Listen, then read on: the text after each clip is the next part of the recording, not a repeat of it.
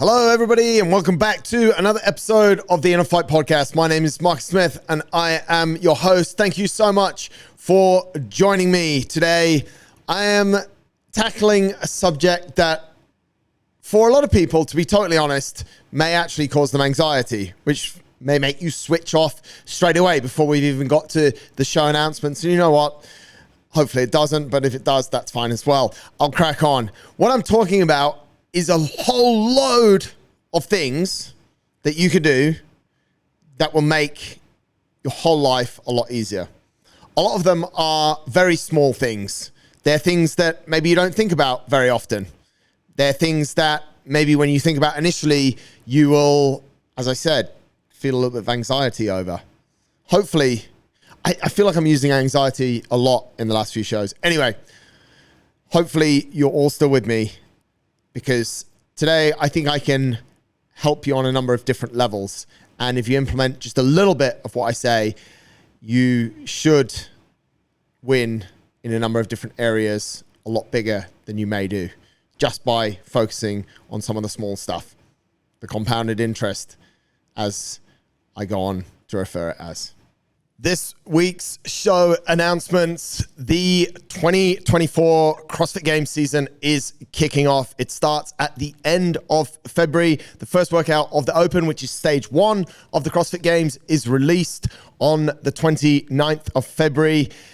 In 5-Minute Mondays for the next 4 weeks, Toby Buckland joins me and we talk all about qualification, how the whole thing comes together. And we actually have a show that I did with Andy, which comes out next week, which is talking all about the CrossFit Games. However, go over to games.crossfit.com if this sounds like something up your street. You can register, you can check out all the rules for the coming season. We will be hosting all of the open workouts here at InnerFight from the first or the second, the first weekend of March, all the way through 3 weekends, 3 workouts. It's a whole load of fun. So if you are interested in competitive fitness, interested in competing in the CrossFit Open, it is coming. Be ready and make sure you tune in to definitely next week's show and the next 4 Mondays where Dr. CrossFit Toby Buckland speaks all about how to prepare and qualify and what it takes to qualify for the CrossFit Games as well.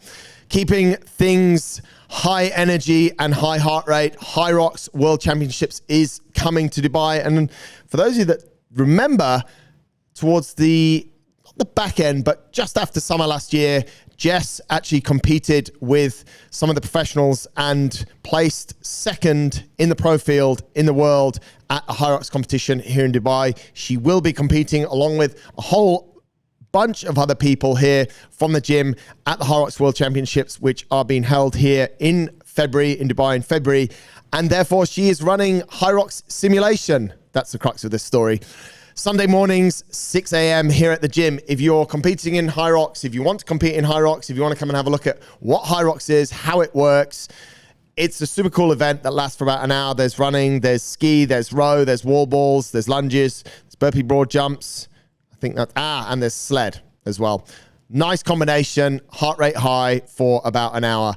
Give Jess a shout, jt@innerfight.com, or come along on Sunday morning, 6 a.m. to just after 7 and get involved in the simulation. You can feel exactly what it feels like. If you didn't catch Monday's show, you won't have heard that we are going to Milan Marathon, which takes place on April the 7th. You have 3 months still to train, which anyone who's trained for a marathon or has thought about training for a marathon, 3 months is sometimes long enough, or long enough for people to stay focused. Anyway, just 3 months' time, we will take a number of people to Milan for Milan Marathon. Go back, listen to Monday's show. A lot of the details are there, or give us a shout, endurance@innerfight.com, if you would like to come with us. There are still places available in the marathon. You just need to register on the Milan Marathon page directly, but we will let you know hotels we're staying in, and there's a rough agenda. It's not too tight. You get to enjoy the city, and actually you don't have to hang out with us at all. However, April the 7th is it's kind of a school holiday period, but not for some. And some people actually don't even care about school holidays, but it's a chance to travel, run in a different city, and take part in a marathon that isn't quite as big as all of the huge city marathons like New York and London, where there is like 50 or 60,000 people. It's a lot more relaxed and in a great city as well. So make a weekend of it. Go back, listen to Monday's show. I talk all about it and a load of details there. That's it for this week's show announcements. Let's get into the show. This is episode number 870 of the InnerFight podcast.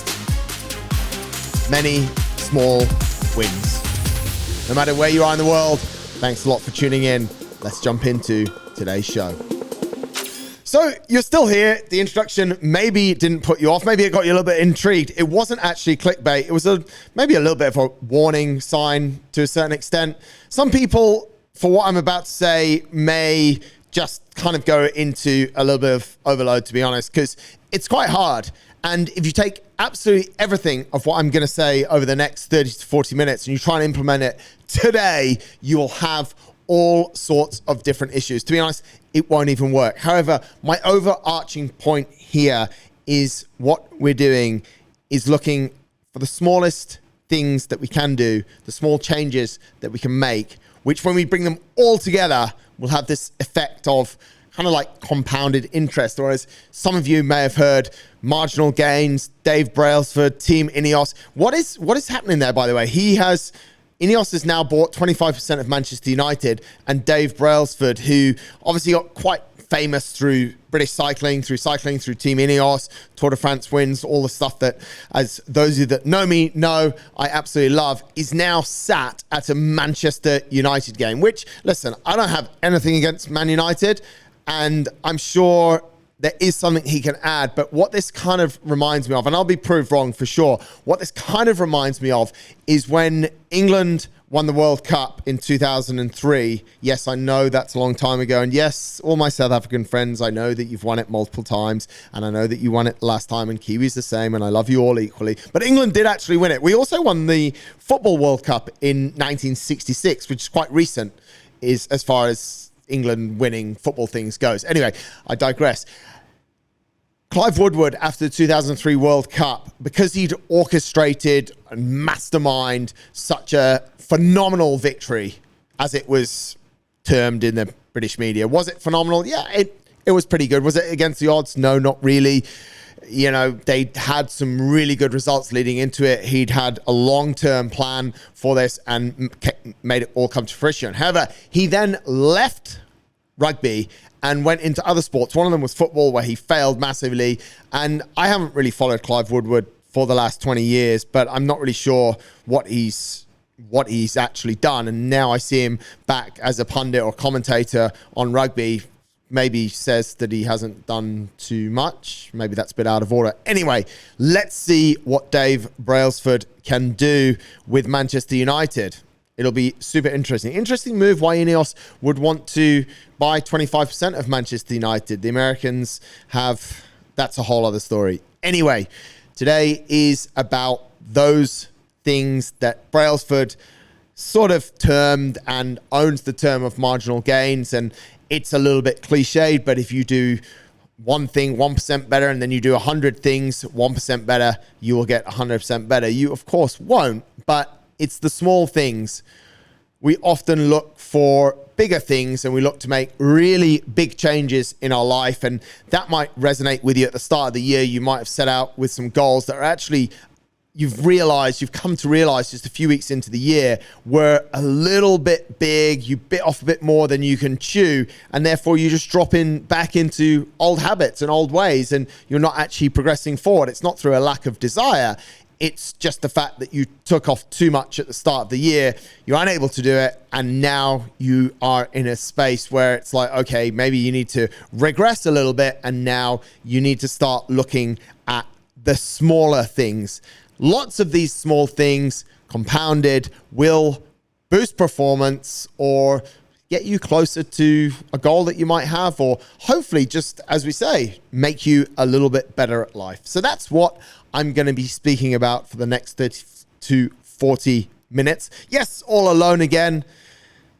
I like to keep challenging myself. I'm going to keep challenging myself in 2024. And to be honest, as you might have seen, if you've followed the show, sometimes I go through phases of punching out quite a few solo shows, and sometimes I just have a lot of guests that come through. If you do have guests, let me know, winning@innerfight.com, or if you want to come on the show, also let me know. I always need to chat to people. Otherwise, I chat to myself, which, as I said, I quite like as well. I want you to think of this as a third thing. So we've got marginal gains, 1% better, a little bit better every day. We've got compounded interest, or adding small layers to a cake, for example.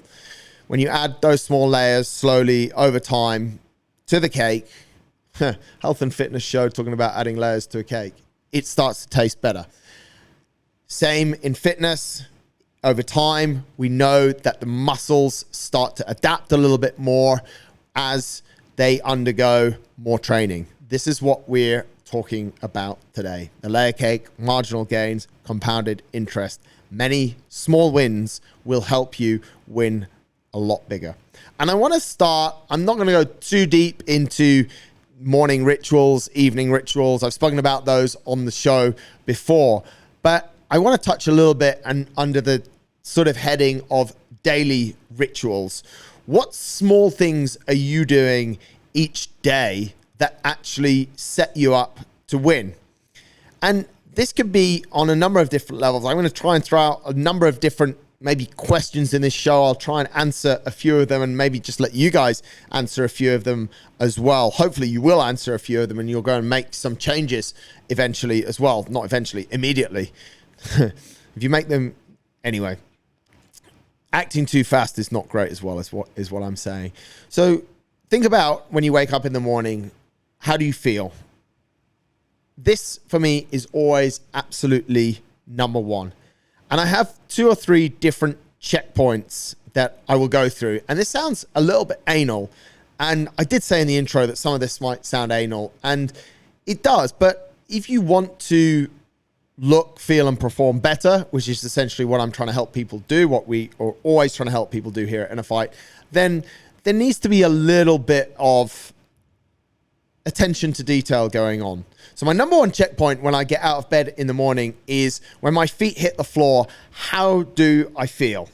How does my body feel? And it's like almost like an instantaneous split-second scan of, okay, how do my feet feel? Were my feet, and trust me, it's not as long-winded as this, but these are all the things that are going through my mind when my feet hit the floor.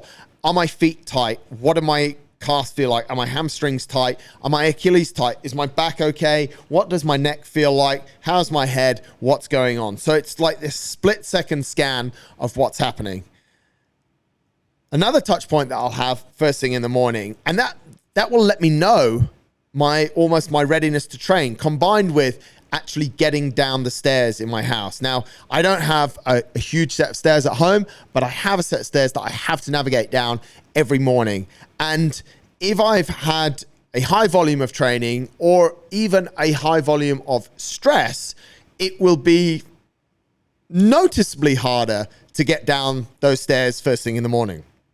So if I have had that, or maybe if I haven't, and I'm finding it difficult to walk down the stairs, or that scan that I've done of my body when I've got out of bed, then, or one or both of these, if something is telling me that I'm not quite right, then I would immediately start thinking about how I'm going to go about the day and what sort of additional stress I'm going to put my body under. I find those 2 things, there's a couple of other little bits and pieces as well, and without going into too much detail, I think it's always super important to be aware, conscious of what's actually coming out of your body first thing in the morning. I think you know what I'm talking about here. Consistency in color is super important, and maybe we'll get a poop specialist in at some stage, but that will also tell you what sort of state you're in. We talk about it a lot. One of the biggest ways to know how hydrated you are is the color of your urine. And to be honest, one of the best ways to know how your digestive system's working, and why is it important to know how your digestive system's working? It's important to know because that's where you're getting your energy from, is to check what's happening with your poop. And if it's inconsistent, then in both texture, yeah, this is gross, and also color. If it's inconsistent in texture and color without reason, then maybe you've got a problem. And that would lead to why you might have energy fluctuations during the day. You might have energy fluctuations when you're training, because maybe there's a blockage in your body. Maybe your body is not digesting the food properly, or maybe the food that you're putting in is absolute shit anyway, and it's not, therefore not able to digest it properly. So you're almost behind the pack, or behind the 8 ball, if you want, as it were, before you've even gone out and tried to do something. Not even training. It could be as much as actually functioning as a human being. You're not going to be able to do that if your poop and your urine is not working properly. So there's those small checkpoints, which are actually quite big checkpoints, that I just encourage people to check in with each morning as they wake up. This will let you know maybe what action you need to take or action you don't need to take. It might make you stop doing something during the day, as well as give you the green light to do what you have planned during the day. And then we go into, as I said, a normal morning routine, whatever it would be. Mine is immediately when I get down the stairs, if I get down the stairs safely and everything's good, despite, well, I don't often fall down the stairs, but I'll get down the stairs and I'll immediately have about half a liter of water. A, because I'm thirsty, and B, because, well, I'm thirsty because I haven't had a drink through the night. I don't drink much water in the night. Holly drinks an incredible amount of water in the night. If I drank the same amount of water that she drinks in the night, there is no way I would get a good night's sleep. I'll be up 3 or 4 times. She can do it about 750 to a liter in the night. And to be honest, I think sometimes it's almost like she's sleep drinking. Does anyone else out there sleep drink? I don't know. Anyway, so I'll have that glass of water. I'll then go into a stretch because I want my body to feel good. And some mornings, that's 5 minutes. It's a max of about 8 to 10 minutes. But it's just something that I'm making sure that I get in every single day. That over time, and I've been doing it for quite a few years now. It's actually on my YouTube channel as well. It's called 5 Minute Flow Routine. I don't follow that one exactly anymore. I just sort of freestyle based on how I'm feeling and how those first checks have gone. But what that allows me to do, and someone might argue and say, well, 5 minutes of mobility yoga does you absolutely no favors.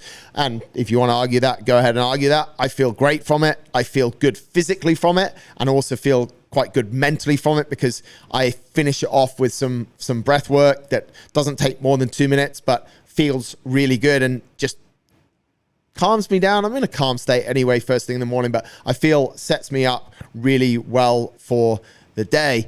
And again, something tiny, takes 5 to 8 minutes. Yes, for some people, they're going, how the hell do I get this in? Because when I wake up, I can't even think straight because I've got kids pulling at my hair. Like, I get it. We're all in different places. These are just the things that I found work pretty decent for me, and also for people that I coach or have coached and still do coach as well. And another big thing, which I actually don't do first thing in the morning, is a journal or a gratitude journal, but I do spend some time working on a little bit of mindfulness, a little bit of solitude, just sit for a few minutes. Some days that's actually sitting with Holly in silence. She's like, you're being very quiet this morning. I said, yeah, I'm just processing a few different things. Maybe I'm having a moment of gratitude, solitude, call it what you will. There is a little bit of difference there. Sometimes in solitude, there's not a whole heap of gratitude. I'm more processing thoughts. What I'm getting at is small things along the way. I've just given some examples of the morning. You would also have these in the afternoon or evening as well, all throughout your day. Just little things that you do that actually bring, I would say, almost a disproportionate, you'd like to believe that they bring a disproportionate amount of benefit. Now let's jump to maybe some of the bigger topics where these smaller wins will actually also bring you much, much bigger wins. And number one is food. I actually don't think I've spoken in over 800 shows too much about food prep and how to go about it. We've spoken a little bit about how to shop, and just to revisit that, little techniques. And these are what I also class as a lot of small wins. If you can nail these, then you're winning. And these have an impact on how you look, feel, and perform, how you train, and the outcome of how efficient you are at work as well. Everything here that I'm speaking about today is 360 degrees holistically linked. Nothing is on its own. It is all absolutely linked. If you go to the grocery store hungry, you will buy bad food. You will then eat that bad food, and that then will cause a blockage in your digestive system. It could cause some brain fog. That blockage in your digestive system could cause you to underperform in either your sport or your work. Same with any kind of blockage in your neurological system within your brain through eating that bad food. So everything has a knock-on effect. People try and separate physical, mental, spiritual, and emotional. The faster that we can understand how closely linked and that these things cannot be compartmentalized, the better. Yes, we can compartmentalize the things that we do to try and positively impact them. That's for sure. And something like journaling doesn't have a massive direct impact on our physical state. Doesn't have a massive direct impact, but it does have numerous indirect impacts. So I get that some people like to try and compartmentalize, but honestly, it's all related. So number one, do not go to the grocery store hungry, because you will make bad choices. You'll buy the food that you don't want to buy, and you will probably eat the food as soon as you buy it. And if not, it'll still be in your trolley and you'll eat it later as well. Second thing is, do your grocery shopping in the key areas, which are normally the fruit and veg and the meat section. Stay away from everything else and get in and out. Play a game with yourself. See how fast you can get in and out of the grocery store. You should always have a list and have a plan of what you're going to eat, and therefore for the week, maybe for 2 weeks, maybe, and therefore you should be going to a grocery store with that plan. That's quite a big topic, and therefore maybe you think that's a big win, but these are definitely little small things that compounded will make a huge difference on your performance. Have a look into things such as how often you cook. A lot of people don't really like cooking. Why don't you like cooking? Is it the fact that you have to go to the grocery store? How could we maybe make that a little bit easier? Can you do your shopping online? Maybe you can, and maybe that will remove the temptation of going to the grocery store hungry. It will remove the temptation of buying shit you don't need to. It will remove the temptation of all of the crazy marketing stuff. It'll also save you a shit ton of time and make sure you only get what you want.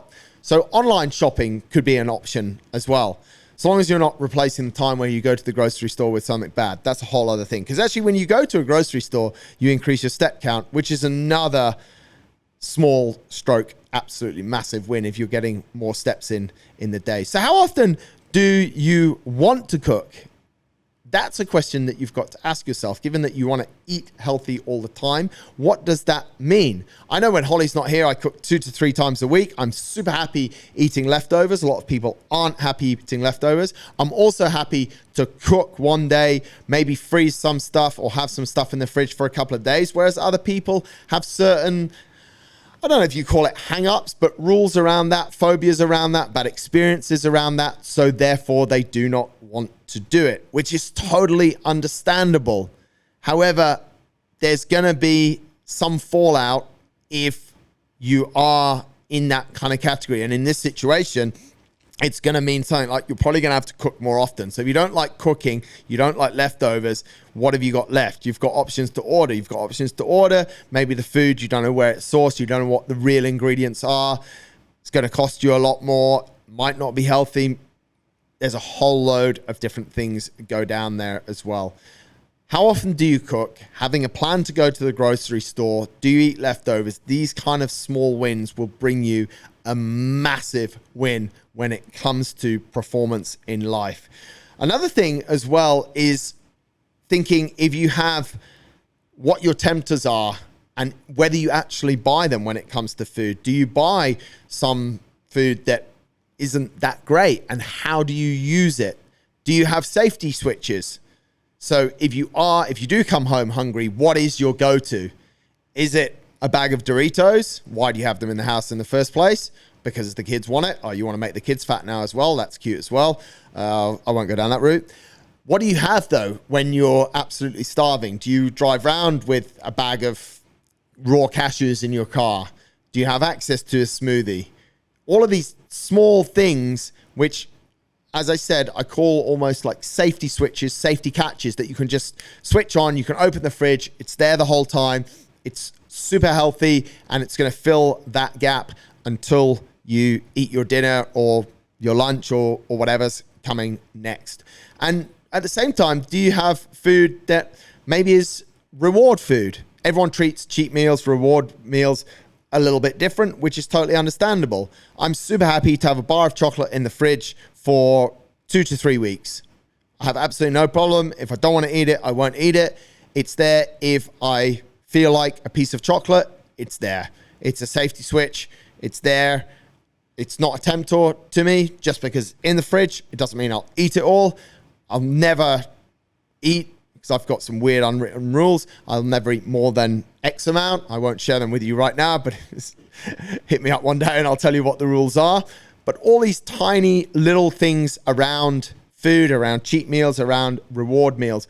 As a general rule, yes, removing the temptation from the house is a super, super good idea. However, if there's nothing there if you're using food as a reward because that's where you're at in your journey, whether I agree with it, whether I don't, it's not really a problem. However, if there's nothing there, then what's the next best alternative? Will you then order some crap food? In Dubai, you can order absolutely everything and anything. And would maybe having something there as a safety switch or as a reward food, would it be a healthier option and probably a lower calorie option? Have a think about that as well. So there's a whole load of small wins around food prep. Same there is around sleep. When we look at sleep, we probably should have a plan when it comes to sleep. What is that plan for you? Do you plan to sleep X number of hours a week? Do you plan to sleep X number of hours a month? Do you plan to sleep X number of hours a night?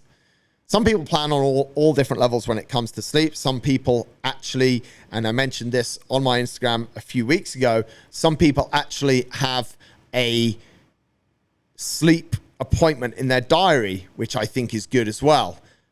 That it's almost because they understand the importance of sleep, it's mentioned and they know exactly how many hours they're going to sleep per night, which I think for a lot of people, having a plan, you'll have a training plan, you'll have an agenda for a meeting. Why not have a plan around your sleep? Second thing when it comes to sleep and ensuring that we win is understanding what your sleep hygiene looks like. What's the energy flow in your bedroom? And for my endurance friends that have turbos set up in your bedroom, I'm going to outright say that that is disturbing your sleep. Bedrooms should be uber minimalistic. The lighting we should be aiming to sleep in pretty much a blackout environment, zero noise, and about 18 to 20 degrees. In most countries, you can achieve that through one means or another. There might be some extra cost involved in achieving that, but it should be achievable. Sleep hygiene is super important. There should be no lights on. There should be no lights breaking through windows, and there should be, where possible, nothing disturbing you. Yes, this is different if you have children, and you might not be able to take advantage of all of the small wins when it comes to sleep. But if you can take advantage of some of them, you will sleep better, and therefore you will perform better. And because you're going to shop better and because you're going to do something every morning that makes you holistically a lot more ready, you're immediately going to perform a lot better. Sleep hygiene is something that is kind of thrown out the window these days. People really don't care about it. They think that they can turn off a podcast like this and immediately go to sleep. You won't, because you'll be thinking about all the nonsense that I've been talking. You can read a book maybe, but if it's too stimulating, your brain is going to be on overload. You probably can't. And not only from the blue light that comes through these devices, but you probably can't watch something that's too engaging. You probably can't read something that's too engaging or thought-provoking. You need ideally to have a 15 to 20 minute real sort of wind down to prepare yourself for sleep for the most part. Some people can literally just go to sleep. On a personal level, I found that reading more sciencey books closer to bed just doesn't work for me on two counts. One, I'm either too tired so I forget what I've read, or two, I read and I want to keep on reading, and then I'm not strict with my go to sleep time, and I'm thinking about what they've written and I'm trying to analyze it, and it's an absolute disaster. So the book that I read at night and the book that I read in the morning will be totally different. The book that I read at night needs to be a calm down book, whereas the book that I read in the morning can often be a lot more of a, I wouldn't say build up book, but a little bit more mentally stimulating. Please look at all the different areas of sleep hygiene. There are a lot of them, and think about how you not only take care of things when you're in bed, but how you prepare to go to bed as well. How long you take. Another thing that whilst we're on sleep is what you actually sleep in and on as far as your bed covers and your bed goes. A lot of people are not investing, and Holly actually taught me this. I didn't have shit bed linen before I met her 20 years ago, but I didn't have as good as she has. And she has always invested for us in good bed linen, and it makes a world of difference. So one of your small wins that this will actually could change your performance insanely could just be to check in with the bed linen you have and get yourself some decent bed linen. Stress management is another huge area that can be addressed in a number of different ways, and is maybe even a whole podcast on its own. But areas where I perhaps want to challenge you is things like how you turn off, how you relax. I spoke about it a little bit when I was talking there about sleep. What are your rules around your phone? How do you manage your phone hygiene? How do you manage email hygiene? Do you have cutoffs from work? Do you have cutoffs from friends? Do you have cutoffs from Netflix as well? All of these things are causing, even listening to me right now, it could be causing a high stress response for some of you. Maybe others, it's causing a low stress response, but it is causing a stress response. So thinking about all of the different things in your life that cause a stress response, listing them down.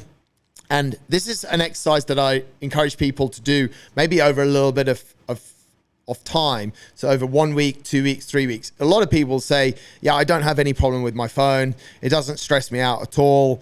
I rarely look at it when it lights up. And I'll be sat in a meeting with them, and every 2 seconds their watch is buzzing because please disconnect your watches from your phones. Their watch is buzzing because it's connected to their phone. So they're looking at that. They're looking at their phone. And I'm like, you've just told me that you don't have a problem. You absolutely have a problem.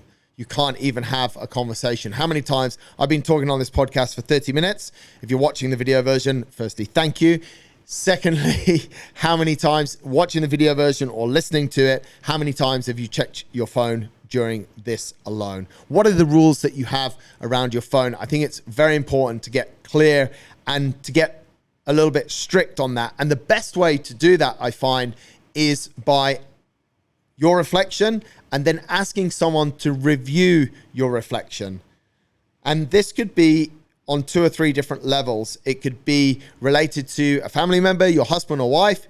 You could say to them, what do you think of my phone hygiene? And they'll be like, yeah, I'm always talking to you and you're always saying you're listening, but you're always on your phone, and then you always forget. Okay, you've got a problem. And you're causing different stress levels for yourself and also for your partner. And then do the same maybe in a work environment. You need to be ready. If you want to perform better, if you want to be more successful, there's a chance that you need to be ready to take some feedback. You might see it as negative, but it's to try and help you become better.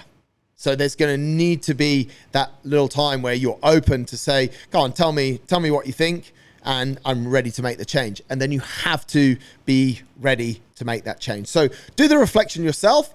Maybe share that reflection of how you manage stress with someone who's close to you or in an environment where you want to better your management of stress, or even if you don't feel that you want to better your management of stress, just tell your work colleagues, I think I manage stress super well, and this is why I think I manage it super well. Would you be willing to give me some very open and honest feedback? And I'm pretty sure, unless it's you with your boss and you've got a weird relationship, if someone came to me and said that, I'd be very happy to try and help them with it. So that could be a way to get a reflection. And then someone who's close to you, someone who sees you at home, you might think you're not stressed at home. You might think that you're not causing stress at home. There's a chance, and this might be a little bit hard for some people to get their head around, but if you're stressed, but you're not conscious of it, you could be causing those that live in your house to be stressed, and you think that they're stressed, and therefore it's causing you stress. But actually that stress starts with you.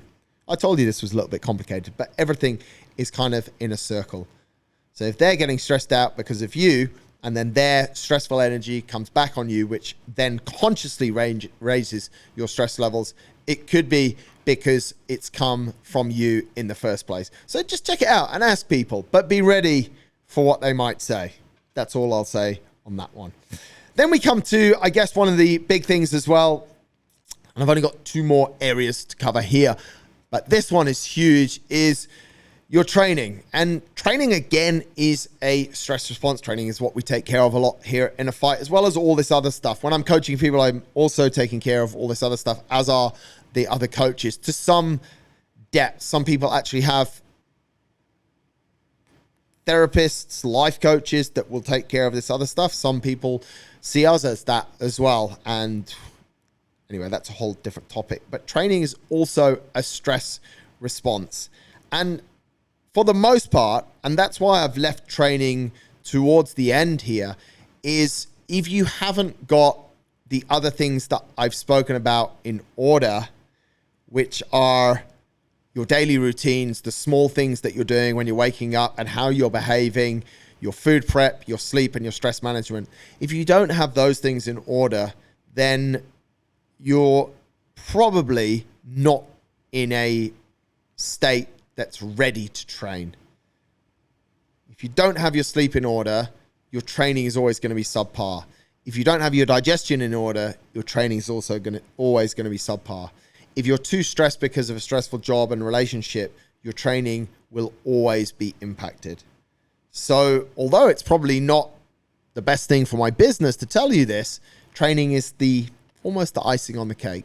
But we're open about that, and it's on the wall downstairs here at the gym. So let's not try and add more stress to a stressful situation. If your body is not feeling good when you wake up, if your belly is not emptying in the right way, you will not have the right food. I mentioned this towards the top of the show. Therefore, you cannot go out and do good training. What's going to make your training more successful is having all the things I've spoken about in order. I'm going to presume for the next part of the show that you have that in order. How should you micro win in training? Number 1 is you should have some plan for your training. Plan what a week looks like. Work with a coach. We've spoken about it on this show. We've also spoken about it on the Endurance podcast, which is a great show between Rob and Tom. I highly recommend it if you're into more that endurance kind of side, but a lot of their stuff is not actually always endurance. We've spoken about macro training cycles, meso training cycles, micro training cycles, which is basically big, not so big, and small training cycles. Like, what do we do on a daily basis, as a weekly basis, a monthly basis, as an example.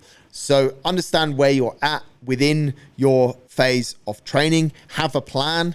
Just have a rough plan, but be ready that if you don't have good digestion that day, you might want to make a change. If you're not feeling fresh that day and it says you're going to run your fastest 10K, then there's a certain amount of awareness and there's a certain amount of honesty that says, actually, we're going to put that off till tomorrow because we're going to get a better result. That takes a little bit of athletic maturity and increased sense of awareness, but for the most part, I find it works a lot better. Sometimes you really do need a coach to be the sounding board to say, yep, that's a good idea. Let's not do that today. Let's do it tomorrow. Plan your week. within your week, plan some key sessions. Identify what they are. What's important this week? What do I really want to hit this week? What will make this week successful? If you haven't hit 5 out of 5 sessions last week and the rest of life looks the same as last week in the coming week, is it realistic to say, I want to hit 5 out of 5 sessions? Maybe you identify within a session or within your training week, what are the key sessions and how you want to win within that key session. So identify some small wins within your training. All you're doing here is essentially setting yourself up for some decent dopamine release. You're creating focus on a session, which means you'll put more energy into it, and hopefully you'll be successful if you get everything else in order. And then you will, based on that success, you'll release more dopamine, you'll feel a lot more satisfied, and your motivation will go up. Think about what the goal of the week generally is. Is it to do 5 of the sessions? Is it to do 3 of the sessions and hit 80% of the session, and then 2 key sessions and hit 100% of the session? When it comes to training, and I've said this over and over, and I will continue to say it probably for as long as I live, are you excited about the session? If yes, why? If no, why? That's really important. Sometimes you might not be excited about the session because it's a threshold session, or it's a really it's a skill that you've been working on in CrossFit that you want it and you have to go through it. It's a little bit niggly. You wouldn't describe it as fun, but you're excited about the outcome. I see a lot of people doing training with no purpose, with no focus, and therefore it's not fun. They're not excited. And of course, it rarely continues. Motivation is not in the right place, and it rarely continues to where they want it to get to. The smallest, biggest win is that question. Am I excited? Was that fun? But really having a plan of attack for your training in the week is something that I encourage everyone to try and implement. If it's successful, why? If it's not successful, why? There might be a number of reasons for both, but if you don't start to collect some data points on it, which again, this might sound a little bit stressful for people, it's writing more notes, it's spending a little bit of time, but I think it's time really that is well worth investing. I want to wrap up with the point that I made, that this is your body as one. Your body encapsulates your mind as well. We have to take a holistic view on what we're talking about here, which is ultimately performance. We have to know that everything in some way is linked. There will be fallout. There will be a knock-on effect. There will be a positive effect and a negative effect from different things in different areas. The fact that you go grocery shopping hungry could affect your digestive system in 3 days' time, which affects your ability to present to your board 4 days from the time that you actually commit the crime. Yeah, it should be classed as a crime, by the way. So give each area of your performance, give each area that I've spoken about, and maybe there's a couple more that I might have missed, give it its relevant amount of respect, time, attention. Don't overcomplicate things. Don't give it more. Don't overthink it. If already I've got you in overthinking mode and anxiety mode, slow down a little bit. It's okay. Just back up a little bit and start slowly. Don't go into everything that I've spoken about. If I could list an order, I would probably go with sleep and sleep hygiene first, then food second. Oh, this is tough. Stress management would be third. Those 3 are like number 1 together, but those 3, then stress management, and then obviously finally training. So figure out what area needs what respect, needs what time, and give it that respect, give it that time, no more and no less. If you say you're going to give it X amount of time, if you say you're going to take care of so many variables, take care of those variables because you've already decided that they are important. And remember, we're all quite similar. We're very different, but we are all quite similar. We all have these bodies. We can all manage these small things. And to be honest, most people, if you ask them, would you like to be a little bit better? Would you like to be a better friend? Would you like to be better in your job, in your training, in all areas of life? Would you like to increase your performance? Would you like to get better at life? Most people would say yes. Where it comes undone is that they wouldn't like to do some of the things that we've spoken about today to get better. Some of the things take a lot of energy, and I've maybe served up an endless list of things here in some people's point of view. Take some of them and start to implement them. At some point, it'll be literally autopilot. If you don't piss in the morning, you'll end up wetting yourself, so you do it. That's the same thing as a morning stretch or maybe a morning coffee and a little bit of solitude and gratitude in the morning.